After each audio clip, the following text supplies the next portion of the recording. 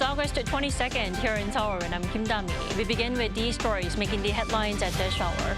Starting with Federal Reserve's latest signal of a September rate cut. The vast majority of Fed members believe a rate cut is probable in the following month should the recent progress on inflation continue. And this morning, the Bank of Korea is widely expected to freeze its key interest rate at 3.5% for the 13th straight time.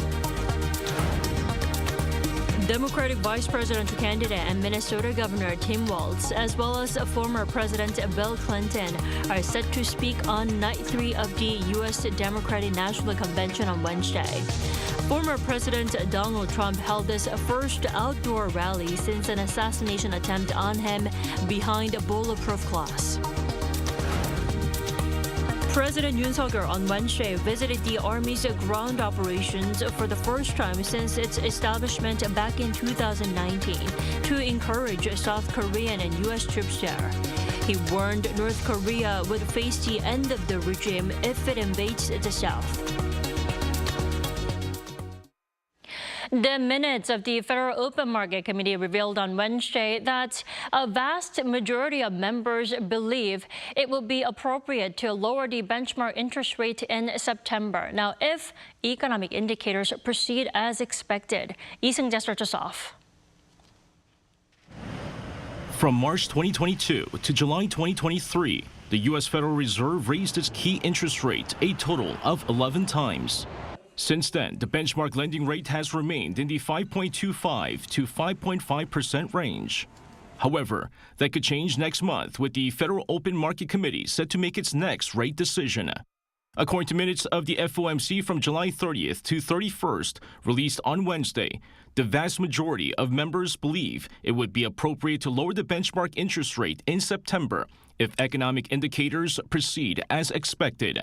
Watchers are anticipating a 50 basis point cut, in line with the Chicago Mercantile Exchange Group Fed Watch, which indicated a 39% chance that the U.S. Central Bank would lower the benchmark interest rate by 50 basis points next month.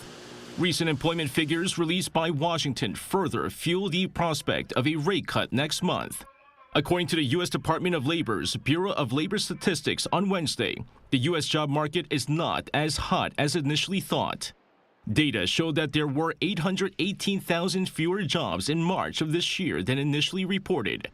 This means that the U.S. job growth from April 2023 to March 2024 was about 30% lower than previously reported, marking the biggest downward revision since 2009.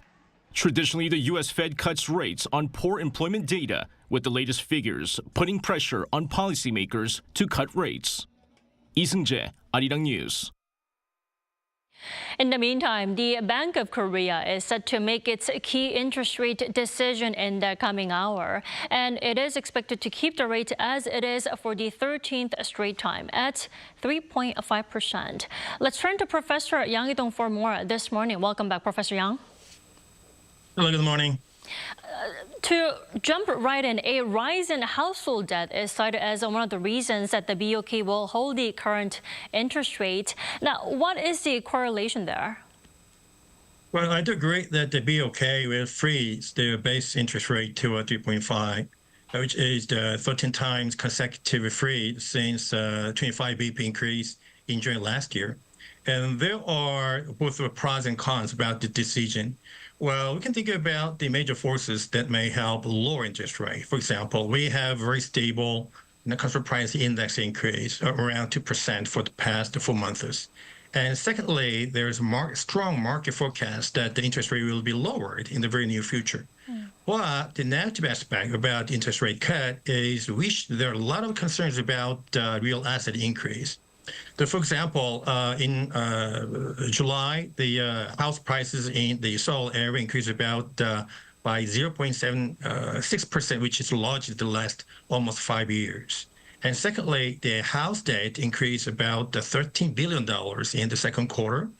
And that trend is on very hyper trend. For example, in July, the house debt for house price increased about $7 billion.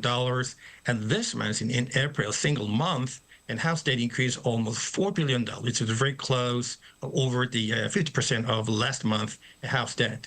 So considering all these factors, I think it really makes sense at this point of time for BOK to freeze the base interest rate. Oh, I'm sure it's also deeply connected to the heated housing markets here in South Korea. How will that influence a BOK's interest rate cut this time? Well, actually, it's very closely related. I mean, but I should raise some, the concerns about the recent increase about the house, the prices. I mean, it is true that house price increased for the past 3 or 4 months, but this trend is quite different from the hyper panic increase in year 2021, because the first reason for this house price increase is the increase in the house materials.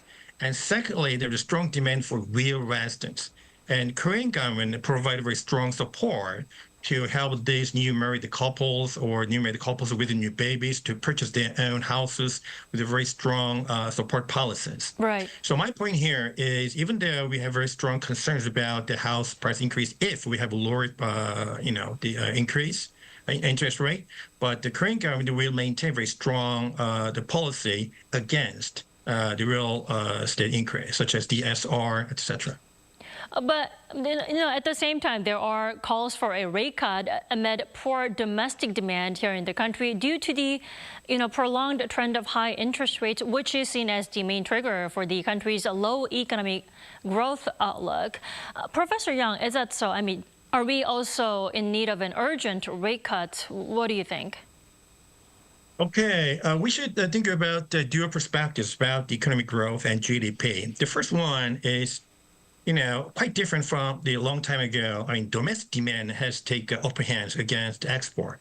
Now, domestic demand takes about 49% in our GDP breakdown, whereas export is now taking only 39 or 40%. So it's true that the Korean government need to care more about domestic demand. And what is really concerning is in the first quarter, domestic demand increased by 0.7%, but in the second quarter, domestic demand decreased by 0.2%, even though the early expectation was on increase by 1.0%. So yes, I do agree that to boost up the domestic demand, we need to lower down interest rate. But if you focus on GDP growth, and we have very strong drive, which is export, they take about 40% of our overall economic growth. Export, we have very positive forecast for the export this year. I mean, the Trade Association expected our export will increase over 9% this year, which is quite large scale in the history of our export. So considering all these factors, yes, it really makes sense to lower the interest rate, because we may maintain a very strong export, and we can also boost up domestic demand. But again, let me remind you that the Korean government need to maintain a very strong policy against real estate and house prices increase. Oh, then I have to ask you, what kind of hints do you think the BOK chief will give this time? I mean, a lot of analysts are saying a rate cut after the U.S. Federal Reserve cuts its own, and possibly, most likely in September. But I expect that the BOK chief will insinuate very strong hints to lower interest rate in the next. We have only 2 meetings of Monetary Policy Board this year, in October and November, and maybe in this February, and this Friday, the Jerome Powell, the chief of FRB, will give very strong hints to lower the interest rate in the United States. There are many reasons behind this speech. The first one is, the consumer price index in the United States stays about 2.9%, which is the first, drive into 2% level in the past almost 3.5 years. And they exposed about the meeting, the diary of FOMC in January, and they announced that some members strongly argued to lower the interest rate. And also, there's a very strong expectation in the United States, such as Citi, JP Morgan, and Goldman Sachs, that the FOMC will lower the interest by big steps, like 50 BP in September, another 50 BP in November, another 25 BP in December. So rounding 75 BP or 125 BP will be scale of interest rate cut in the United States. If the FOMC in the United States lower interest rate, I mean, if BOK will feel very comfortable to look to lower their base interest rate as well. Well, the rate decision in the coming hour also will come also with the BOK's growth outlook for the country's economy. Now, do you think the central bank will keep the growth outlook at 2.5%? What do you think this time? I think so. Well, we can also take a look at about the risk report of KDI.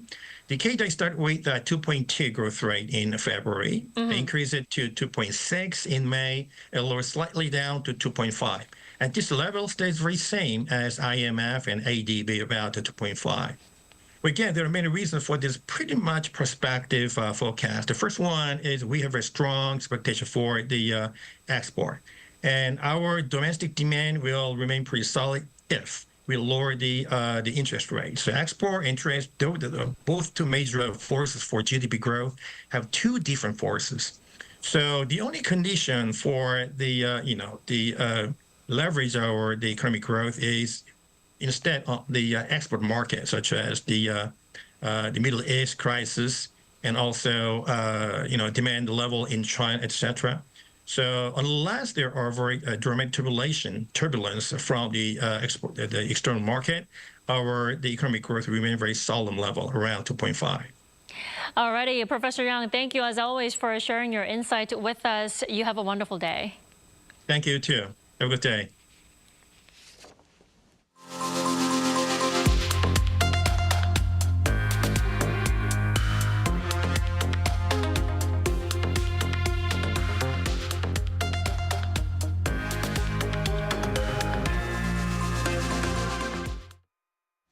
It's day 3 of the Democratic National Convention, and on Wednesday, U.S. Vice Presidential candidate Tim Walz will give his acceptance speech, while former President Bill Clinton and Speaker Emerita Nancy Pelosi will also speak in support. Our Shin Ha-young tells us more.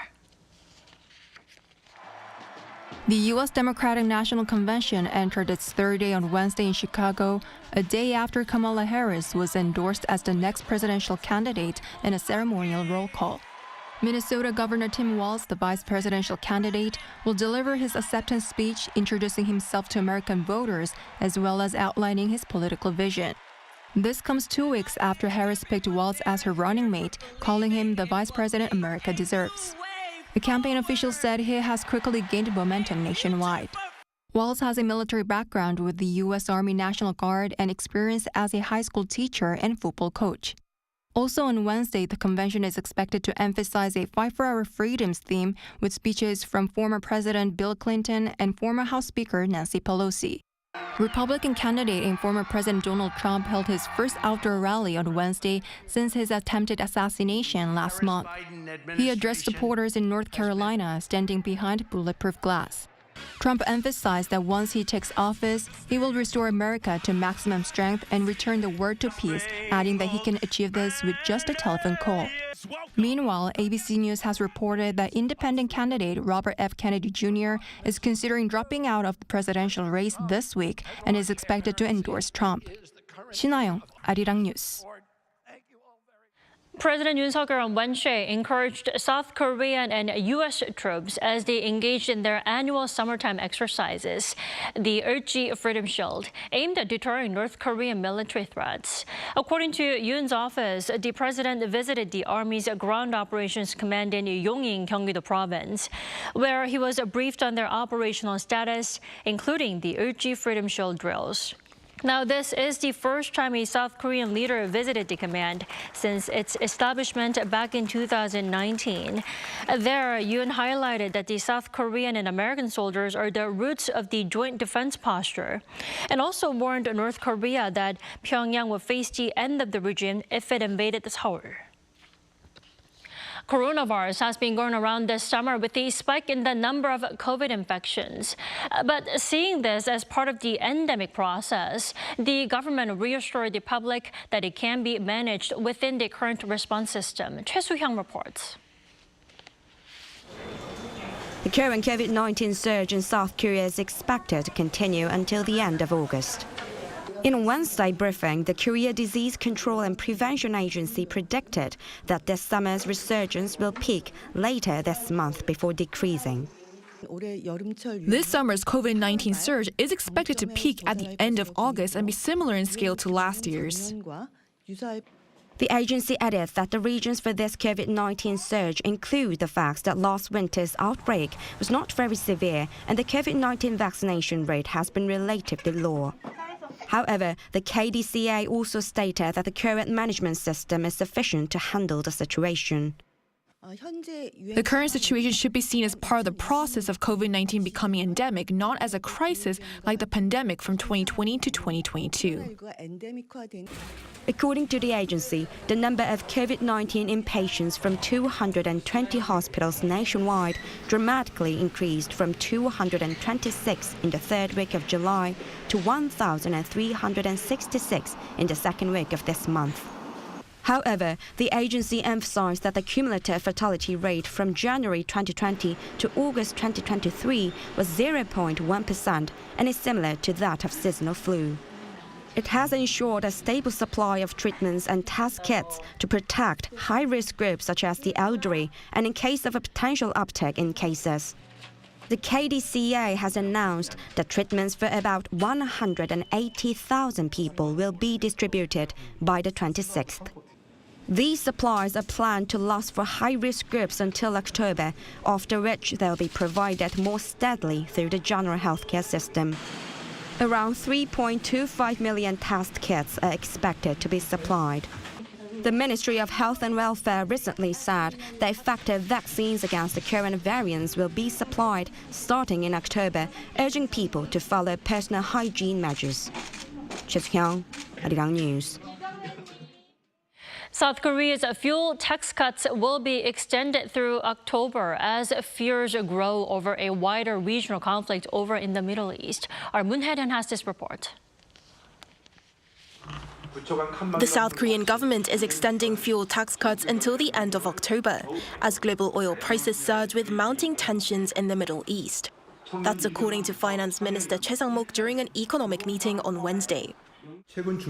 Volatile global oil prices due to the recent escalating tensions in the Middle East to place a burden on people's livelihoods. As a result, the government will be extending the fuel tax cut for 2 months until the end of October. Currently, the tax on gasoline is levied at 656 Korean won per litre, with a tax rate cut of 20% applied. For diesel, it's 407 won per litre, down by 30%. Back in July 2022, the government expanded the fuel tax cut rate to 37% for gasoline and diesel in an attempt to stabilize consumer prices before reducing the rate in steps. This is the 11th time that the government has extended the fuel tax cuts, as they were due to expire at the end of this month. Global oil prices have been prone to fluctuations in recent days, with uncertainties in how the conflict between Israel and Iran will play out. On Wednesday, oil prices slipped as mediators from Egypt and Qatar, as well as U.S. Secretary of State Antony Blinken, pushed for a ceasefire agreement. However, the market is volatile, with oil prices rising for 5 straight sessions due to positive U.S. economic data a week before. Stabilizing domestic consumer prices is a key reason behind the extension of the fuel tax reduction measures. Last month, oil prices at home rose 8.4% year-on-year as the government lowered the fuel tax cut rate. This is the highest increase seen since October 2022. Initially, the government expected revenue from traffic, energy and environment taxes to reach 15.3 trillion won this year, or around $11.5 billion, which is up by more than 40% than last year. Due to the extension of the oil tax reduction measures, tax revenue could be lower than expected. Moon Hae-ryun, Arirang News.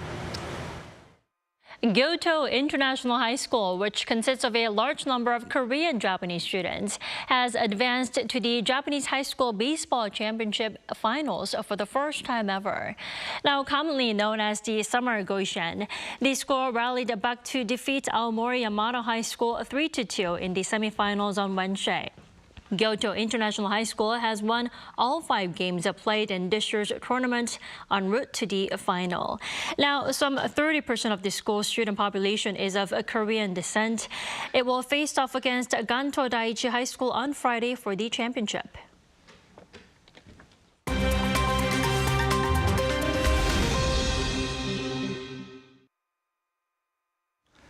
Good morning, I'm Kim Si-young, and this is The World Now. We begin today with updates on the luxury yacht that sank off the Italian coast of Sicily on Monday, with 4 bodies retrieved from the wreckage by rescue divers on Wednesday. The Italian Coast Guard has not yet formally identified the bodies, but rescuers have been searching for 4 British and 2 American nationals, including Mike Lynch and his daughter, alongside chairman of Morgan Stanley Bank International, Jonathan Bloomer, and his wife. The Bayesian, a 56-meter luxury yacht owned by Lynch's wife, was carrying 10 crew and 12 passengers when it sank, with only 15 survivors from a total of 22 on board. Those on board were reportedly guests of Mike Lynch, founder of the software company Autonomy, who had gathered to celebrate his acquittal in a U.S. fraud case. The Bayesian was anchored 700 meters off the port of Porticello when it was hit by a suspected ferocious pre-dawn tornado over the water, also known as a watersprout, and sank. The body of the vessel's cook was recovered on Monday. Now, social media influencer Andrew Tate was held overnight by Romanian police on Wednesday over a new set of allegations, including trafficking and sex with a minor, money laundering, and attempting to influence witnesses. Andrew Tate and his brother Tristan were taken in for questioning by Romania's serious crime agency, Gov't, and remanded in custody for 24 hours as investigators searched their properties for evidence. Tate, who has a massive following on social media, was already awaiting trial for charges of rape and human trafficking, both of which the brothers have denied. According to Gov't's statement, 4 houses were searched on Wednesday morning in Romania's capital, Bucharest, and in Ilfov County. The Tate brothers are former kickboxers of dual UK-US citizenship who are accused of exploiting women involved in their adult content business. The Tates were first detained in Romania in December 2022 and released from house arrest in August 2023. Moving over to India, at least 17 people have been killed and 41 injured in a blast at a pharmaceuticals manufacturing plant in Andhra Pradesh state in the south of the country. The explosion occurred at the pharma company Essentia Advanced Sciences manufacturing unit, which spans over 40 acres in the Achutapuram Special Economic Zone. District officials said they suspect an electricity-related fire. The local police superintendent said that while rescue operations are underway, the death toll is likely to go up. Local media reported that bodies of several workers were feared to be trapped under the rubble, while the force of the explosion launched severed body parts of some workers across the factory grounds. Essentia manufactures intermediate chemicals and active pharmaceutical ingredients. The state government has ordered an inquiry into the incident. Finally, to Spain, where world's oldest person, American-born Spaniard Maria Branyas, died on Tuesday, aged 117. Born in San Francisco on March 4, 1907, before her family returned to Spain, Branyas attributed her long life to avoiding toxic people. She was named the oldest known person in the world by the Gerontology Research Group after the death of French nun Lucille Randon last year. Branyas lived through the 1936-39 Spanish Civil War and 2 pandemics, the 1918 Spanish flu and the 2020 COVID-19 pandemic. The Gerontology Research Group said that Japan's Tomiko Ituka, who is 116 years old, is the next oldest person alive, becoming the candidate for the Guinness World Records World's Oldest Person title. Branyas' family said that she is in her sleep, at peace and without pain.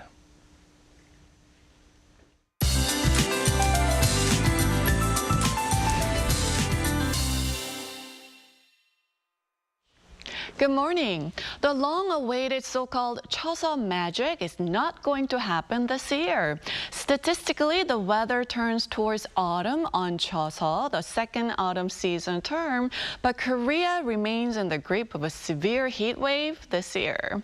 And those in the east will notice a big jump in highs this afternoon, topping out at 36 degrees in Gangneung. Meanwhile, blazing sunshine to start out the day, but skies will turn dark, dropping showers after lunch. Expect to see 5 to 60 millimeters of showers, heavier rain in the northern parts of Korea, with the mercury dropping dropping to the low 30s, but feels like temperatures will be a couple of degrees higher.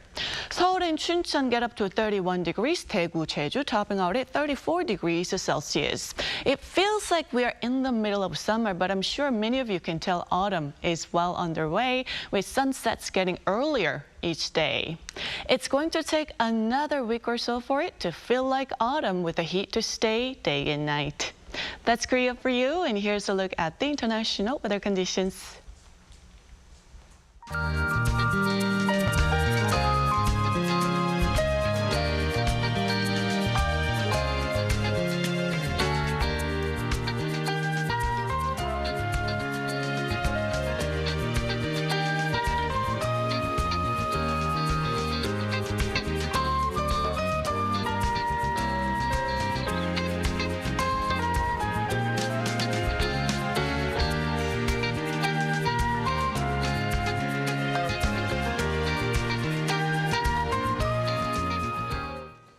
We thank you for watching New Day at Arirang. Arirang News will be back at noon Korea time.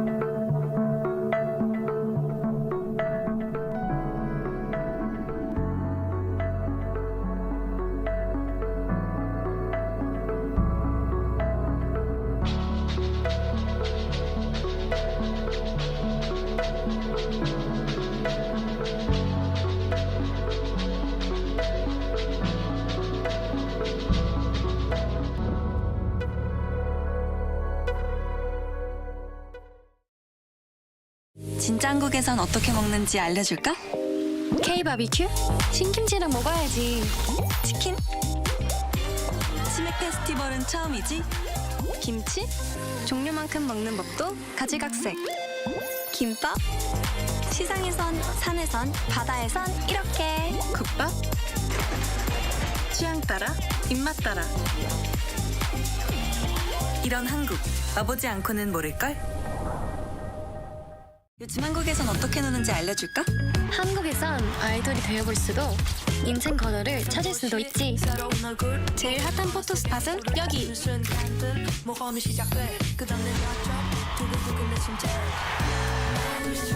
한국은 분명 너에게 새로운 영감을 줄 거야.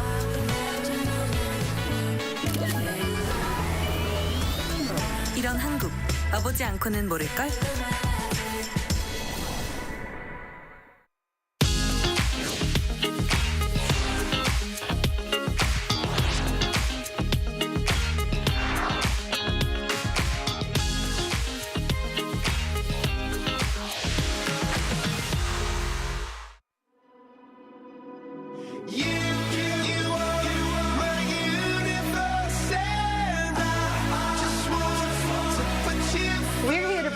Type of news show.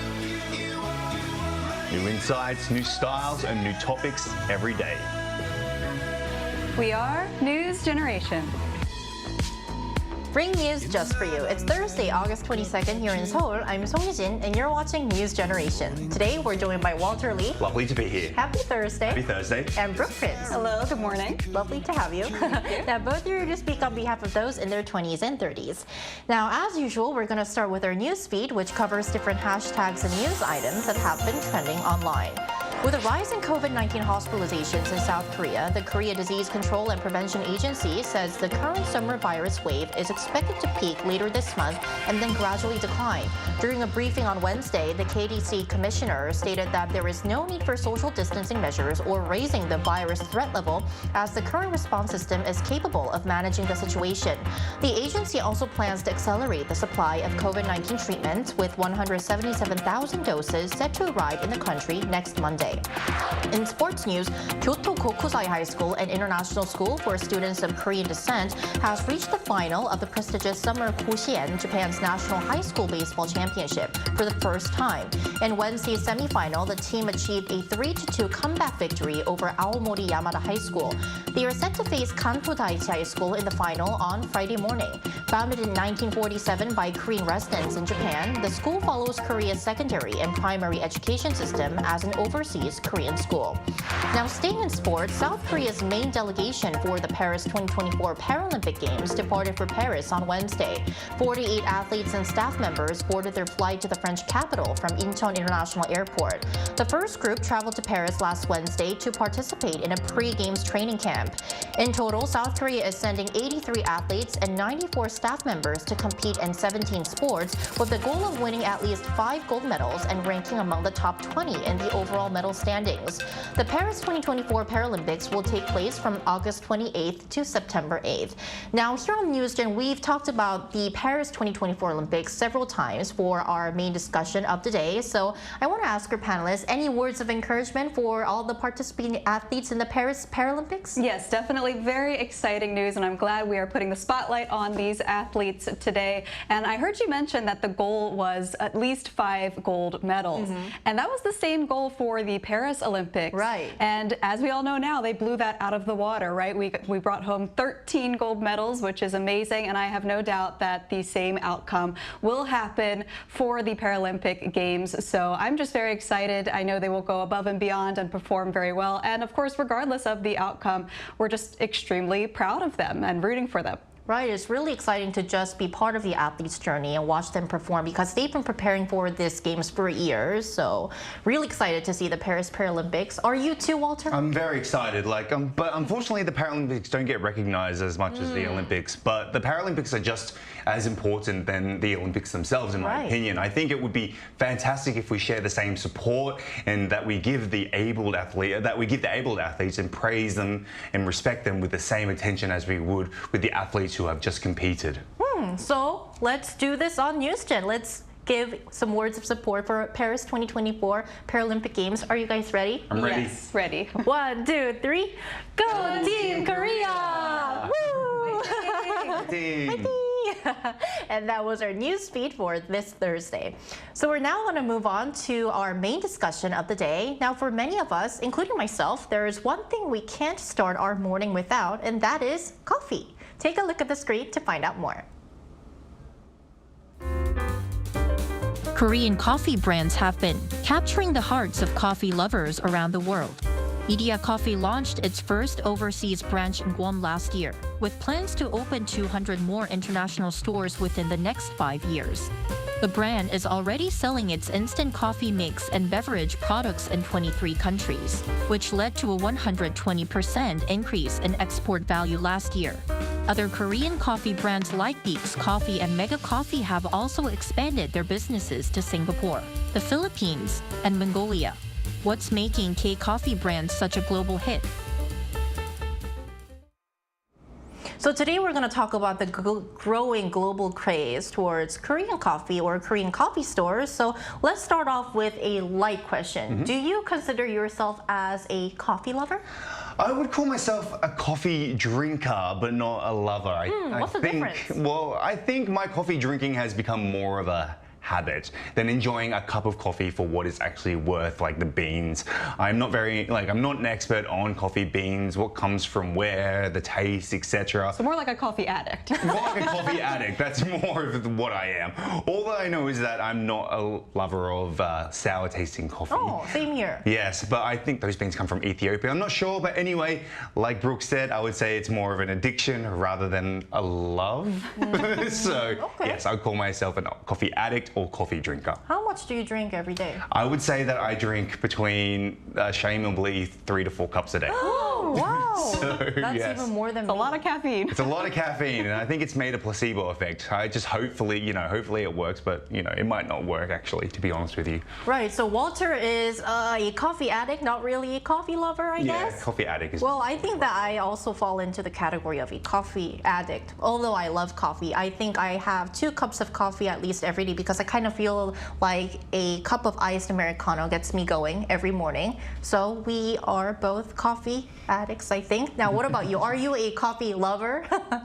Okay, this is going to sound bad, but rather than starting my day with a cup of coffee, I start it with an energy drink. Oh. And I justify this because the energy drinks here in Korea are actually much smaller than they are in America. The biggest size you can get here is still smaller than the smallest size that you can get in America. Really? It has about 100 milligrams of caffeine, which is the equivalent of just 1 cup of coffee. Now, of course, there are other chemicals in there and things like that that I try not to think about. But yes, more of an energy drink person myself. But when I do have coffee, I would say it's more of a dessert in drink form with maybe a splash of coffee in there. So I like frappuccinos, cafe mochas, lattes, very sweet drinks. But again, it's not to get my caffeine fix. It's just because I enjoy the flavor. It's like an occasional sweet treat for me. So I don't know that I could call myself a coffee lover, maybe just someone who appreciates the flavor of coffee. So I don't need it. I guess I'm different in that way. But I think that because you buy those beverages at Korean coffee stores or coffee brands, I think that you're kind of a K-cafe lover or enthusiast. For sure.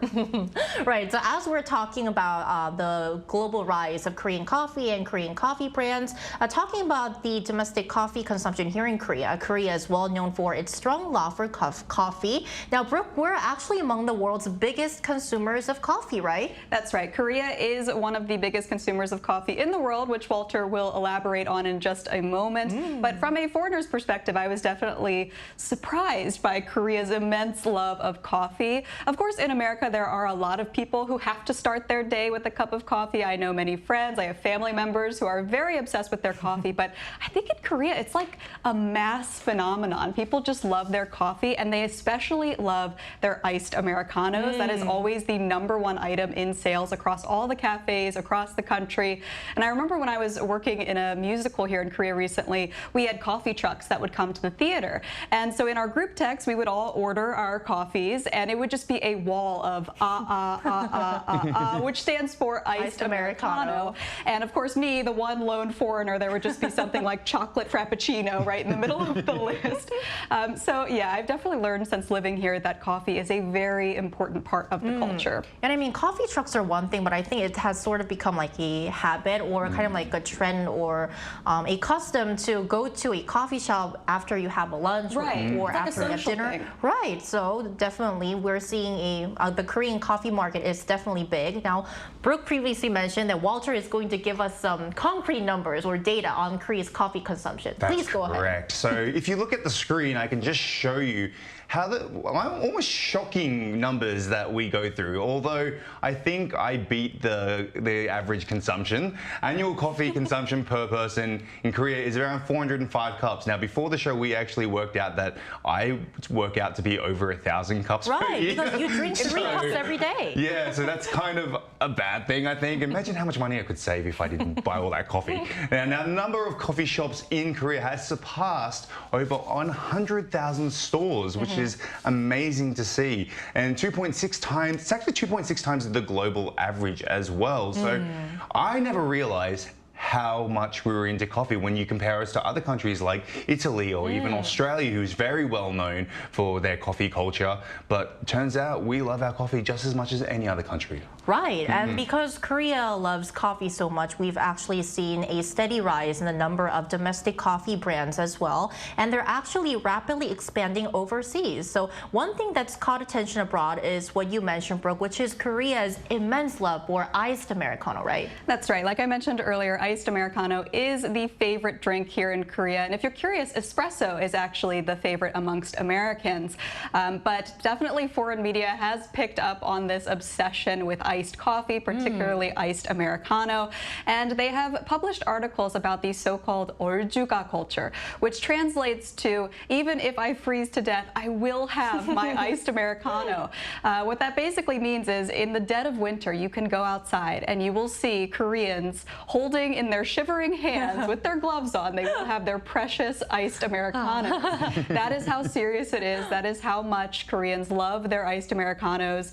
And personally, I wish I could acclimate to this part of Korean culture because iced Americanos are very low calorie and they're also usually the cheapest menu item that you can get. But no, unfortunately, my taste buds much prefer the very expensive and sweet drinks like a Frappuccino with all the toppings on it. But maybe one day I will acquire the taste for iced Americanos. Maybe one day you will. Let's start today. Maybe we should start today. Now, Walter, what do you think are some of the other reasons why this iced Americano culture has gained traction here in the country? Well, I think it's due to the influence of the Korean wave, or Hallyu. I think it's actually gone overseas as well. Now, many people overseas now are drinking iced Americano or iced coffee, I guess. I guess people, this is why I think maybe we drink it so much, is because we're just impatient that we can't wait for hot coffee to cool down. We want to drink it. Fast culture? Yes, our fast culture, and we just want to drink it quickly. And in Korea, there's a culture of, you know, carrying around an iced Americano up during lunchtime. It's almost like a fashion accessory. Right. Even in winter, they will hold it. Even in winter. With gloves, right? With gloves. So in the past, Korean coffee culture was very different. It was actually like instant coffee, like we call mixed coffee. That was very popular, which is basically like sweet coffee mixed with sugar and crema. And it was like the main coffee for Koreans. You would see it all the time in the offices. And but now it seems to be all about iced Americano. It sure does. And we're actually seeing Korea's unique coffee culture evolving. As Walter mentioned, we started off with instant coffee mix and then iced Americano. And then these days, one of the most outstanding or standing traits of Korean coffee or coffee stores is actually the variety of beverages, right? That's right. And personally, that's one of the reasons why I prefer Korean cafes to American cafes. I find that Korean drinks are a bit sweeter, they're not as strong, and you also get much more for your money. So for example, if you go to Starbucks and you get a tall size, it will cost you twice as much and will be half the size of a drink you could get at, say, Mega Coffee, which is one of my favorite coffee chains here in Korea. It is delicious. The portion sizes are insane. caffeine, and the price is also very reasonable. And one of the other reasons why I love Korean cafes, as you mentioned, is the variety of beverages. There's just such a creative lineup all the time, and they usually include very traditional Korean flavors. So things like injures, which is a certain type of rice cake. There's also hugimja, one of my favorites, a black sesame latte, delicious. 달고나, which is a sweet candy that was made popular by Squid Game. And of course, the goguma latte, one of our favorites. It is a sweet potato latte. And I have to give a shout out to the cafe here in Arirang, this building, because they make the most delicious sweet potato latte. Yeah, they do. In fact, my family came to visit the studio this year, and I had them try the sweet potato latte, and they were amazed because they'd never had a flavor like that before. Really? And to this day, they still rave about it. They still say they want to come back and try the sweet potato latte. So I think it just goes to show that traditional Korean flavors could be a big hit overseas. Right, that could definitely mesmerize global consumers of cafes or coffee stores. Do you also think this way, Walter? Yeah, so I also repeat what Brooke said. I think there's a variety of beverages that are available that makes Korean cafes stand out. Now, if you go to Australia, for example, you really only have mainly coffee in cafes. But if you go to a Korean cafe, they usually have seasonal drinks, desserts, etc. I think Korean cafes are also places where people go to socialize, whereas in Australia, it would be simply for like a nice breakfast meal or a cup of coffee, business meeting maybe. But here in Korea, you see large groups of people go to cafes as well as people who go there to study as well. So that's a different culture in itself. Right, it definitely has become a big culture here in Korea. Now, I'm sure a lot of our viewers who are watching our show right now would be interested in trying out Korean coffee stores or their brands. So we probably drinking coffee right now. Probably because it's the morning here in Korea. So we also asked our viewers if they've had the chance to visit a Korean coffee brand and what their experiences were like, and here's what 3 of them said. Leontail93 says, K-coffee drinks are often visually stunning with intricate latte art and colorful layers. Personally, I would like to try 달고나 coffee, which went viral previously. It is a whipped coffee drink made with instant coffee, sugar, and hot water topped with milk. Our second comment says, scrapped coffee, K-banana milk is the best. Our final comment, frappe coffee and iced Americano in Seoul.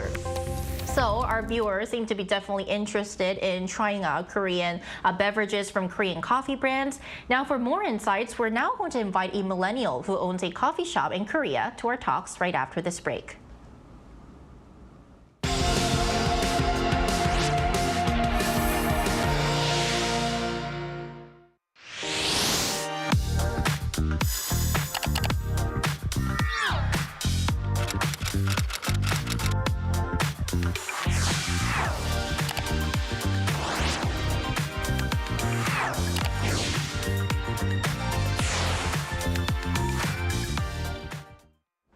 So today we're joined by Peter Michaels, owner of the My Little Oz Cafe in Yangpyeong, Gyeonggi-do Province. Great to have you back on the show, Peter. Thanks for having me back. Hello. Hi, long time no see. Great. So Peter, have you noticed the growing popularity of Korean coffee brands, especially overseas? So I've been in Korea now for 4 years. I think over time there has been a more popular trend for coffee to be more popular, but for me, I think it's more depending on the actual seasons, where it's more popular during the summer times when, as you guys were saying, there's a lot more ice Americanos being drunk. So, yeah. So what do you think are the standout features of the Korean coffee brands and their beverages? I think you guys kind of alluded to it a bit earlier about how there's a lot of intricate sort of flavors. There's more focus on the venue of the place and how it looks, what the views are like. But I would say also that over time there is a general consensus towards being more the product being more the important flavor. So I can see like the quality of the coffee is actually going the focus and much more nicer. So for our viewers, are there any drinks or menu items from Korean coffee brands that you'd particularly recommend? So I can't say specifically on different cafes, obviously, but you guys were saying that there is a lot of different flavors and matches like kuruma coffee, and we do have a few different flavors here. Like we have a matcha latte, but for our cafe specifically, because we're an Australian style coffee, as Walter might know, we have one of my favorite drinks is like coffee, ice latte with ice cream. So we call it Ulchi latte here. And when I lived in Australia prior to coming to Korea, always every weekend that was always my number one drink that I always get. Sounds delicious. Sounds really delicious. Sounds good. I want to visit. Yeah, me too. Maybe we should sometime in the future. Yeah, it'd be great for you guys to come along. Great. All right, Peter, thank you so much for your time today. We really appreciate it. Thank you. See you next time. See you. See you next time. So, last but not least, you guys seem to be like regular visitors to Korean coffee brands and coffee stores. So, last but not least, for our viewers, are there any specific beverages or menu items such as dessert menu items that you'd like to recommend? Well, when it comes to the Korean style cafe, I suggest when coming to Korea, especially during the spring, they usually have some sort of cherry blossom style drink. Oh! I love cherry blossom style They're drinks. so pretty too. They're so pretty. In pink. My favorites are usually the milky ones, like the frappuccinos. Yes. Or, they are really sweet and they have a unique taste, but our spring felt so short this year. I feel like I missed out on the annual cherry blossom drinks that you could get in many coffee chains across the country. But I will say that as well, every season, Korea has something new. Every season. Definitely. So no matter which season that you come to here in Korea, they'll have a very specific menu that you can choose from, and that will be very unique to your style that you probably wouldn't get in places like Australia or America, to be honest with you. So definitely when you come to Korea, go to a cafe and check out what they have. It's really, really unique. Not only do they have good coffee and drinks, they also have amazing Wi-Fi. Oh, true, right. And great air conditioning, right? Great air conditioning. Yes. Great place to chill out. Right, so seasonal menu items. Well, I think you guys know what I'm going to suggest. I'm going to suggest the sweet potato latte. Yes. I really love them. If you are a fan of sweet potatoes, please try them when you come to a coffee store in Korea. Now to you, Brooke, what do you suggest? Yeah, I would agree. Sweet potato latte. I have one here off screen. Love them. And of course, as Walter mentioned, spring felt so short this year. That's because it immediately launched us into the hottest summer on record. We have been in the middle of a heat wave, so I would recommend any sort of refreshing cold drink you can get your hands on. I have a sweet tooth, so I love frappuccinos. That would be my suggestion. I also want to introduce to you a beverage. Well, I use that term kind of loosely for this. It's called cup bingsu. Oh. And bingsu is a popular shaved ice dessert here in Korea. It's usually shared amongst people, but thanks to some Korean cafes, you can get a single serving in what's called a cup bingsu. So if you are looking to beat the heat, then I would recommend that treat. Oh, I read. There we go. A lot you can try here at Korean coffee stores. So hope our episode today helped you know more about Korea's coffee culture and K-coffee brands. And that's all from us today, but NewsGen will be back tomorrow at 9:30 a.m. Korea time. Special thanks today to Walter Lee and Brooke Prince. Thank you. Gonna go get some coffee. Me too. Thank you everyone for watching, and we'll see you tomorrow. We are News Generation.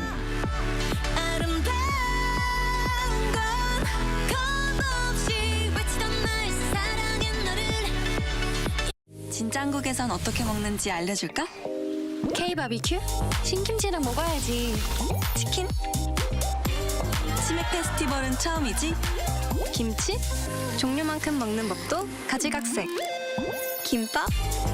시장에선, 산에선, 바다에선 이렇게. 국밥? 취향 따라, 입맛 따라. 이런 한국.